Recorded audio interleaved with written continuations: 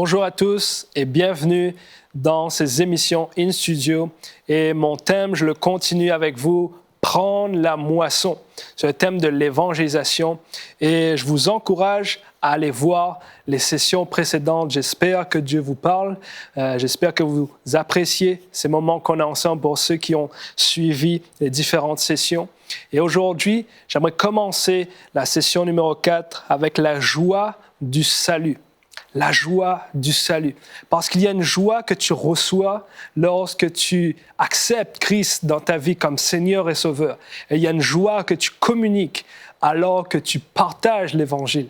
Il y a une joie dans laquelle tu participes alors que tu es un témoin dans la moisson. Et c'est ce que j'aimerais te parler dans cette session, la joie du salut. Comme je l'ai annoncé précédemment, de la puissance de l'Évangile, on a vu que ce message extraordinaire, on a vu que la croix est puissante, on a vu que Dieu veut sauver les multitudes. Dieu ne veut pas juste des minorités, Dieu veut les multitudes. Et alors qu'on sauve des âmes, alors qu'on est des ouvriers dans la moisson, on reçoit une joie, on reçoit une récompense qui est la joie. Et ce message est simplement Christ mort et ressuscité pour toi et pour moi. Et alors qu'on expérimente sa résurrection, nous expérimentons la joie. Nous sommes dans la joie. Ce message que nous annonçons est un message de joie. C'est une bonne nouvelle parce que Christ est vivant. Et parce qu'il est vivant, toi et moi, nous pouvons vivre. Parce qu'il est vivant, parce qu'il est ressuscité, tout ce qu'il a promis peut prendre place. Tout ce qu'il a déclaré va s'accomplir. Tout ce qu'il a dit, tout ce qu'il a fait à la croix peut s'accomplir à cause de la résurrection. Sans la résurrection, toutes ces choses seraient vaines. Toutes ces choses ne seraient pas possibles. C'est pour cela que nous sommes dans la joie et c'est pour cela que j'aimerais te parler de la joie du salut. La résurrection n'est pas une surprise. La résurrection est une promesse, une prophétie qui s'est accomplie. Ce n'est pas une surprise, ce n'est pas quelque chose qui s'est passé par hasard. Non, c'est une promesse, une prophétie qui a été déclarée d'avance et qui s'est accomplie. J'aimerais te lire ce passage de 1 Corinthiens 15, à partir du verset 3. « Je vous ai enseigné avant tout, comme je l'avais reçu, que Christ est mort pour nos péchés, selon les Écritures, qu'il a été enseveli et qu'il est ressuscité le troisième jour selon les Écritures et qu'il est apparu à Céphas puis aux 12. » Ce passage est clair. Ce passage annonce l'Évangile. Christ crucifié, enseveli, ressuscité et apparu. Mais ce passage déclare que tout ça a été fait et tout ça s'est accompli selon les Écritures. On n'aura pas le temps de voir tout ça aujourd'hui, mais j'aimerais t'encourager à aller creuser ce thème de la résurrection. Il y a énormément de passages dans l'Ancien Testament, dans les psaumes, énormément de passages qui annoncent la résurrection, qui annoncent que Christ allait souffrir à la croix, qu'il allait mourir à la croix, mais bien plus, qu'il allait être ressuscité. La résurrection a été déclarée, prophétisée d'avance. Et à cause de cette résurrection, toutes les choses, tous les bénéfices, tout ce que Jésus a promis peut prendre place. La croix et la résurrection de Jésus. En fait, sans la résurrection, la croix n'est qu'une exécution. Sans la résurrection, la croix n'est qu'une exécution. Jésus serait juste mort à la croix. Mais parce qu'il est ressuscité, parce qu'il y a la résurrection, la rédemption est accessible. Le salut est accessible. La guérison est accessible. La délivrance est accessible. Parce que la résurrection a pris place, toutes ces choses peuvent prendre place. Voilà pourquoi nous sommes dans la joie. Voilà pourquoi nous avons une bonne nouvelle. Parce que Christ est vivant. S'il n'était pas vivant, ce serait vain. Et ce passage nous le déclare dans 1 Corinthiens 15 au verset 17. La Bible déclare ceci. « Et si Christ n'est pas ressuscité, votre foi est vaine. Vous êtes encore dans vos péchés. Et par conséquent aussi, ceux qui sont morts en Christ sont perdus. Donc, s'il n'y a pas la résurrection, toutes ces choses ne sont pas possibles. La puissance de te libérer de ton péché ne serait pas accessible. Mais parce qu'il y a la résurrection, la croix n'est pas juste une exécution. La croix est une porte ouverte vers la rédemption. Voilà pourquoi je nommais ce message « La joie du salut », parce que nous sommes dans la joie, nous venons communiquer, nous venons témoigner d'une bonne nouvelle. L'Évangile doit être prêché avec joie. Il y a tellement de gens qui partagent cet Évangile de façon triste. On te donne juste un livret, on te regarde, on te sourit même pas. Mais mon ami, cette bonne nouvelle doit être annoncée avec joie. Nous sommes des porteurs de joie. Alors que nous partageons la bonne nouvelle, le Saint-Esprit relâche la joie. Tu expérimentes la joie d'annoncer la bonne nouvelle et ceux qui reçoivent la bonne nouvelle expérimentent la joie du salut. Et dans le psaume 51, au verset 14, regarde ce que la Bible déclare ici. « Rends-moi la joie de ton salut et qu'un esprit de bonne volonté me soutienne. Rends-moi la joie de mon salut. » Vous savez, la joie que tu as, la joie, le niveau de joie que tu expérimentes dans ta vie est directement connecté à ton salut. Beaucoup de gens ont peut-être perdu la joie. Beaucoup de gens ont peut-être perdu le sourire. En tant que chrétien, j'aimerais te dire que la joie est ta récompense. La Bible déclare également que le royaume de Dieu, c'est la paix, la justice et la joie. Et le royaume de Dieu est pour toi, le royaume de Dieu est pour moi. Donc tu devrais expérimenter la joie qui surpasse toute intelligence, une joie inexprimable. Tu devrais être en communion, partager cette joie. Nous devrions être les personnes les plus heureuses sur terre parce que la joie fait partie de notre héritage. Ce passage déclare « Rends-moi la joie de ton salut, qu'un esprit de bonne volonté me soutienne. » J'ai noté ici que si tu as perdu la joie, tu as perdu le sourire, peut-être tu ne réalises plus de quoi tu as été sauvé. Peut-être tu ne réalises plus quelle est la vie que tu avais avant. Et souvent, on est pris, on regarde tellement aux circonstances qu'on perd cette joie. Mais mon ami, tu as été sauvé, tu as été restauré. Voilà pourquoi je parle de la joie du salut. Voilà pourquoi je parle de la joie du salut. Grâce à la croix et la résurrection, tu es libre du péché. Tu es libre de la mort. Grâce à la croix et la résurrection, tu es libre de la maladie. Tu es libre de la souffrance. Grâce à la croix, grâce à la résurrection, Jésus t'a sauvé, t'a libéré de toute pauvreté, de toute addiction, de toute dépression, de toute oppression de l'ennemi.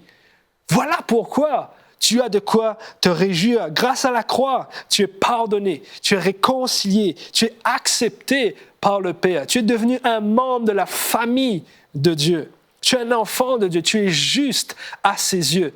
Cela me fait penser à l'histoire de Jacob et de son frère Ésaü. Lorsque le père voulait bénir le fils, imposer les mains, il ne voyait plus. Et Jacob est arrivé, son père lui a pensé que c'était Ésaü. Cela me parle du sang de Jésus. Lorsque Jésus nous regarde, lorsque le Père nous regarde, il ne te voit pas au travers du péché, il ne te voit pas au travers de toutes tes erreurs, il te voit à travers Jésus. Il te voit à travers le sang de Jésus. Voilà pourquoi tu as de quoi te réjouir. Voilà pourquoi nous portons une bonne nouvelle. Tu es devenu un enfant de Dieu. Tu as la grâce de vivre une vie nouvelle. Tu es devenu une nouvelle créature. Tu es passé des ténèbres à la lumière, de la mort à la vie, d'ennemi de Dieu à justice de Dieu, de prisonnier à libre, de pauvre à privilégié, d'orphelin à fils. Je pourrais m'arrêter là, simplement en te déclarant la vérité de la parole de Dieu. À la croix et la résurrection, Christ a accompli énormément de choses. Il t'a sauvé, guéri, restauré. Voilà pourquoi nous avons la joie du salut. Et lorsque nous témoignons de Christ dans les rues, dans nos travails, peu importe l'endroit, nous portons une bonne nouvelle. J'ai la joie par mon salut, j'ai l'espoir pour demain et pour mon éternité. J'ai l'assurance de la vie éternelle, parce que quiconque peut être sauvé. Cela réjouit réellement mon cœur. Dans Ésaïe 61, au verset 1, la Bible déclare ceci: « L'Esprit du Seigneur, l'Éternel est sur moi, car l'Éternel m'a oint pour porter de bonnes nouvelles aux malheureux. Il m'a envoyé guérir ceux qui ont le cœur brisé, pour proclamer aux captifs la liberté et aux prisonniers la délivrance. » Peux-tu imaginer la bonne nouvelle que tu apportes? Tu apportes la bonne nouvelle aux prisonniers, tu es libre. Tu apportes la bonne nouvelle aux captifs, sois libéré. Tu apportes la bonne nouvelle à ceux qui ont le cœur brisé, sois restauré. Tu apportes la bonne nouvelle aux pauvres, ton statut économique vient de changer. Christ a payé le prix pour toi. Voilà la joie de la bonne nouvelle. Pour publier une année de grâce de l'Éternel. Des temps de faveur, cela parle des temps de faveur, des temps de grâce, des temps de privilèges arrivent. Et un jour de vengeance de notre Dieu, pour consoler les affligés, pour accorder aux affligés de Sion, pour leur donner un diadème au lieu de la cendre, une huile de joie au lieu du deuil, un vêtement de louange au lieu d'un esprit abattu. L'Évangile, la bonne nouvelle, change l'état de ton cœur. Voilà pourquoi j'ai choisi ce thème et je veux vous encourager à devenir des témoins, à annoncer la bonne nouvelle et à recevoir Jésus-Christ dans ton cœur si tu ne l'as pas encore fait, parce qu'il va changer ton cœur. Ton cœur de pierre en un cœur de chair. La joie va prendre place. La dépression va quitter ta vie. Et Dieu veut te rendre libre. Il veut t'amener à expérimenter la joie du ciel, afin qu'on les appelle térébinthe de la justice, une plantation de l'Éternel, pour servir à sa gloire. Ce passage parle des temps de grâce, une année de grâce. Je ne sais pas si tu le connais, je ne vais pas forcément le prendre aujourd'hui, mais cela parle du jubilé. À l'époque, avec Israël, il y avait une année où on libérait les prisonniers, où il y avait une certaine restitution qui était faite au niveau des terres. Le statut économique changeait. Les gens étaient libres. Les gens étaient comme justifiés. Cela parle du jubilé. C'est ce que Jésus est venu amener pour toi. C'est ce que toi et moi, nous portons comme bonne nouvelle. Tu peux aller déclarer au monde, le jubilé est arrivé. La joie est arrivée. Le salut est accessible. La délivrance, la guérison est accessible. Jésus change l'identité des gens. Il change l'habit de tristesse en un habit de joie. Et c'est intéressant parce que dès la résurrection, c'est réellement ce que Jésus vient faire avec les disciples. Comme vous le savez, comme vous pouvez l'imaginer, les disciples étaient dans le deuil, ils étaient dans les remords, ils étaient tristes. Mais ce que Christ vient faire au moment de sa résurrection, c'est changer leur tristesse en joie, comme je l'ai mentionné auparavant, pour qu'ils puissent annoncer cette bonne nouvelle de la bonne façon, et non pas dans la tristesse. Mais j'aimerais te lire ceci, j'aimerais te lire les passages de l'Évangile dès la résurrection de Jésus. Dans Jean 20, au verset 8, la Bible déclare « Alors l'autre disciple, qui était arrivé le premier au sépulcre, entra aussi, et il vit et il crut. Car il ne comprenait pas encore que selon les Écritures, Jésus devait ressusciter des morts. Et les disciples s'en retournèrent chez eux. Pierre et Jean arrivent au tombeau, ils voient le corps de Jésus qui n'est plus là. Ils pensent que son corps a été dérobé. Et ils ne croient pas réellement, ils ne comprennent pas réellement ce qui prend place à cet instant. Ils ne savent pas que Christ est ressuscité. Ils pensent qu'il n'est plus là. Ils pensent qu'il est mort. Ils pensent qu'il ne viendra plus. J'ai noté ici que lorsque tu ne comprends pas le plan de Dieu, tu commences à croire et tu commences à faire n'importe quoi. Cela arrive à tout le monde lorsqu'on ne comprend pas le plan de Dieu. Mais Dieu vient changer leur tristesse en joie. Dieu vient leur donner une révélation. En fait, les disciples vont expérimenter la nouvelle naissance alors que Jésus est venu souffler sur eux lorsqu'il dit « Recevez le Saint-Esprit ». Cela s'est passé et ils ont expérimenté la nouvelle naissance à ce moment-là. Jésus a changé leur tristesse en joie. Dans Luc 24, 17, j'ai pris ce passage également, c'est les disciples d'Emmaüs. Il leur dit « De quoi vous entretenez-vous en marchant pour que vous soyez tout tristes ?» Et Jésus se révèle à eux. Jésus change leur tristesse en joie. Et au verset 52, la Bible déclare, pour eux, après l'avoir adoré, ils retournèrent à Jérusalem avec une grande joie. La joie du salut, la joie parce que le ressuscité est vivant. Dans Matthieu 28, au verset 8 également, elles s'éloignèrent promptement du sépulcre. Les femmes venaient voir le tombeau de Jésus. Elles s'éloignèrent promptement du sépulcre avec crainte et avec une grande joie, et elles coururent porter la nouvelle aux disciples. Voilà comment nous devrions annoncer la bonne nouvelle, avec une grande joie, parce que Jésus a payé le prix. Nous devons annoncer cette bonne nouvelle avec joie. C'est une bonne nouvelle. Et j'ai noté également aussi que Dieu a fait de sa mort, comme je te l'ai dit précédemment, Dieu a fait de sa mort une bonne nouvelle pour tous. D'ailleurs, Jésus, dès le moment de sa naissance, il a été annoncé comme un sujet de joie. Les anges apparaissent aux bergers lors de sa naissance, ils annoncent sa naissance. Et comment les anges annoncent aux bergers, une grande joie arrive pour vous. Une grande joie arrive dans le pays, car le Sauveur est né. Un Sauveur vous est né, une grande joie arrive. De la même façon, Christ a pu endurer la croix à cause de la joie qui lui était réservée. Jésus savait, en allant à la croix, il voyait la joie devant lui. Il a pu endurer la croix à cause de cette récompense. Il savait qu'il allait recevoir une huile de joie. Mais quelle est cette joie? Quelle est cette joie pour laquelle Jésus a pu endurer la croix? C'est la joie du salut. C'est la joie de la moisson. Il savait que les multitudes allaient être sauvées. C'est pourquoi il a pu endurer la croix. Cela m'amène à un point. Une joie dans la ville, une joie dans la moisson.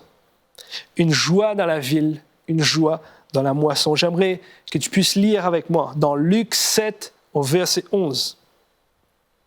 Le jour suivant, Jésus alla dans une ville appelée Naïn. Ses disciples et une grande foule faisaient route avec lui. Lorsqu'il fut près de la porte de la ville, voici on portait en terre un mort, fils unique de sa mère, qui était veuve. Et il y avait avec elle beaucoup de gens de la ville. Le Seigneur, l'ayant vue, fut ému de compassion pour elle et lui dit, « Ne pleure pas. » Il s'approcha et toucha le cercueil. Ceux qui le portaient s'arrêtèrent et il dit, « Jeune homme, je te le dis, lève-toi. » Et le mort s'assit et se mit à parler. Jésus le rendit à sa mère. Tous furent saisis de crainte. Ils glorifièrent Dieu. Et il disait, un grand prophète apparut parmi nous et Dieu a visité son peuple. La joie a pris place dans la ville parce qu'un mort était ressuscité. Ce jeune homme, Jésus a touché le cercueil. Lève-toi. Et ce jeune homme a repris vie. Mais j'aimerais attirer ton attention là-dessus. Cela se passe à la porte de la ville. Il y avait une ville et les gens sortaient de la porte de la ville. Il y avait, si je peux te donner cette image-là, il y avait réellement deux foules présentes dans cet événement. Il y avait la foule qui suivait Jésus.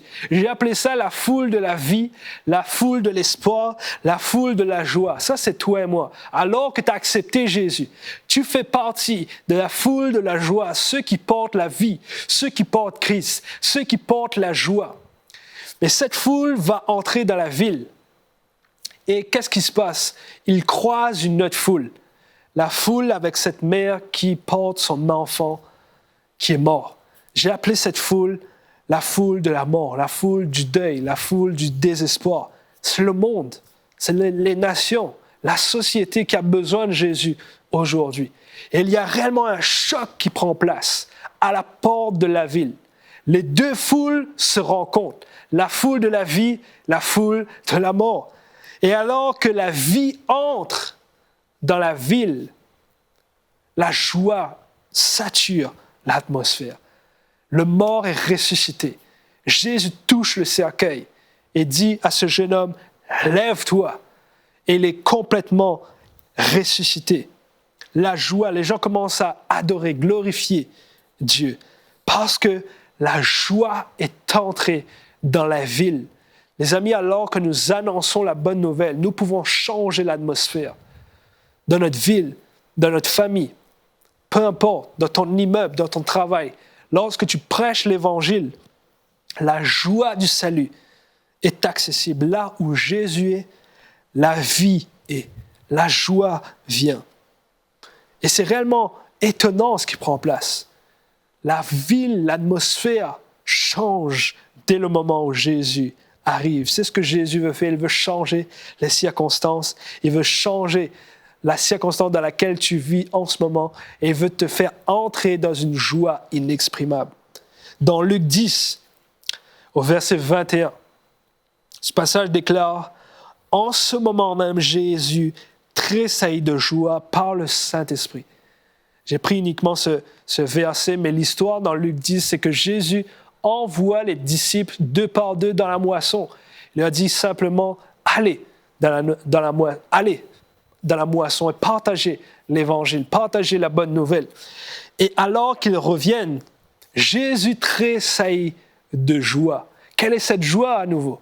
C'est la joie du salut. C'est la joie dans la moisson. Jésus voyait les possibilités pour les gens d'être sauvés. Jésus sentait la joie prendre place, la joie du ciel, parce que la Bible déclare également que dans Luc 15 au verset 10, « De même, je vous le dis, il y a de la joie devant les anges de Dieu pour un seul pécheur qui se repent. » Voilà la joie dans laquelle Jésus était. Il était en train d'expérimenter la joie de la moisson.